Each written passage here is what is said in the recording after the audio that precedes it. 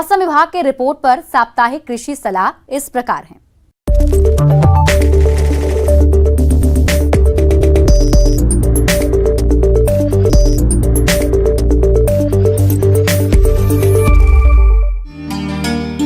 जवाहरलाल नेहरू कृषि विश्वविद्यालय आंचलिक कृषि अनुसंधान केंद्र पवारखेड़ा नर्मदापुरम द्वारा भेजे गए मौसम पूर्वानुमान रिपोर्ट के आधार पर जिला नरसिंहपुर और इससे लगे जिलों के किसान भाइयों को सलाह दी जाती है कि आगामी दिनों में इन क्षेत्रों में हल्के से घने बादल छाए रहने और गरज के साथ बिजली, तेज हवा चलने और वर्षा होने का अनुमान है। हवा लगभग 5 से 10 किलोमीटर प्रति घंटा की औसत गति से दक्षिण पूर्व से उत्तर पूर्व की ओर बहने की संभावना है। अधिकतम तापमान 35 से 37 डिग्री सेल्सियस और न्यूनतम तापमान 18 से 20 डिग्री सेल्सियस के लगभग रहने की संभावना है। ऐसे में इन क्षेत्रों के किसान भाइयों को सलाह दी जाती है कि पककर तैयार गेहूं की फसल की कटाई शीघ्रता से करें व कटी हुई फसल को खलिहान में धूप में उचित नमी स्तर पर सुखाकर गहाई करें। गेहूं का सुरक्षित भंडारण करें। फसलों की कटाई के उपरांत खेत में कच्चे अवशेषों को जलाएं नहीं, बल्कि जुताई करके भूमि में दबाएं। उससे भूमि में जीवांश और पोषक तत्वों की मात्रा बढ़ेगी और प्रदूषण भी नहीं होगा। गन्ना की फसल में रोग और कीटों की रोकथाम के लिए निगरानी करते रहें। गन्ना की फसल में निराई गुड़ाई करें। गन्ना की फसल में 10 से 12 दिनों के अंतराल पर सिंचाई करते रहें। मिर्च, टमाटर, बैंगन आदि में प्ररोह एवं फल छेदक इल्ली की रोकथाम के लिए इमामेक्टिन बेंजोएट 10 मिलीलीटर प्रति पंप की दर से घोल बनाकर छिड़काव करें।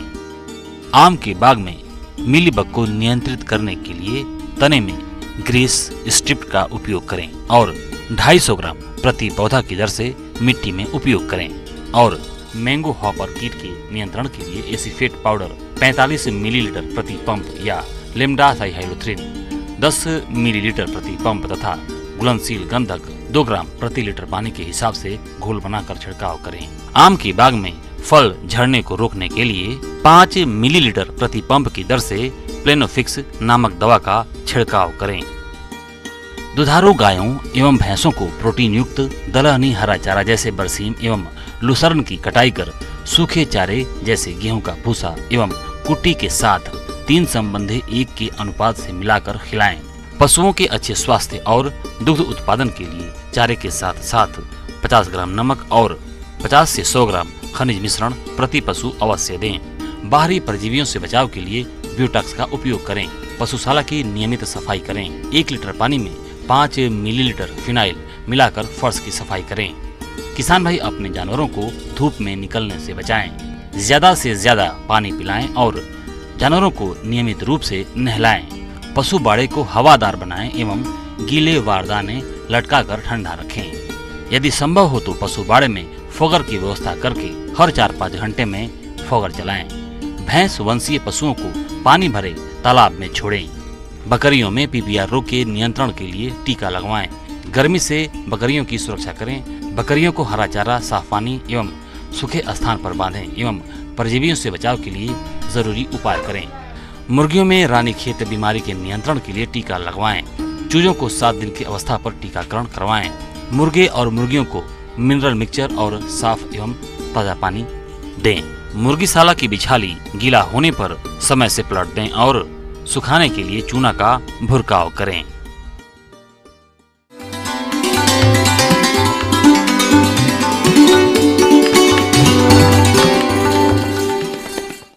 और आइए अब जानते हैं अन्नदाता निःशुल्क फोन के माध्यम से पूछे गए समस्याओं का समाधान।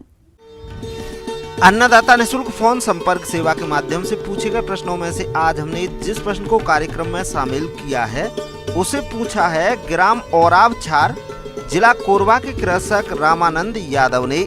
ये रागी से मूल्य संवर्धन वस्तुएं बनाने के बारे में संपूर्ण जानकारी चाहते हैं। रामानंद यादव जी, आपकी जानकारी के लिए प्रस्तुत है कार्यक्रम का ये अंश।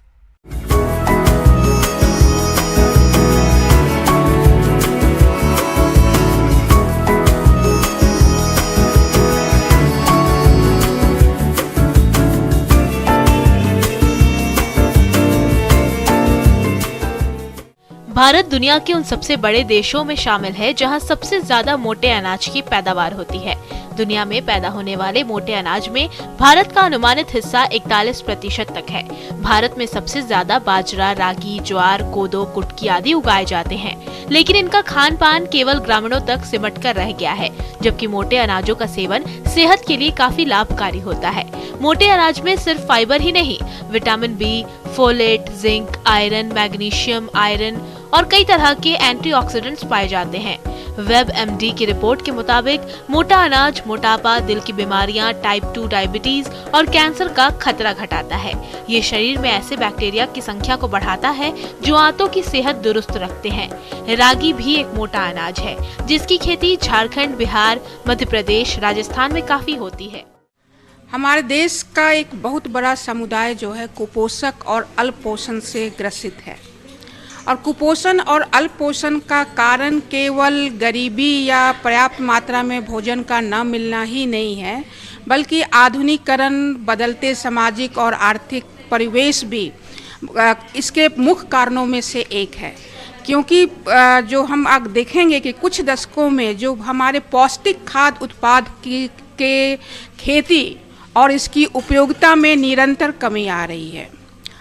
हमारा कृषि प्रधान राज्य है, यहाँ की कृषि वर्षा पे आधारित है, और उसमें मरुआ की खेती एक बहुत ही इसका महत्वपूर्ण अंग हुआ करता था, लेकिन बदलते सामाजिक और आर्थिक परिवेश के कारण लोग अब मरुआ को भूल रहे हैं। जबकि मरुआ को अभी उसको न्यूट्री सीरियल के नाम से जाना जाता है, क्योंकि इसमें सबसे ज़्यादा कैल्शियम, सभी अनाजों में अगर हम देखें तो मरुआ में सबसे ज़्यादा कैल्शियम पाया जाता है।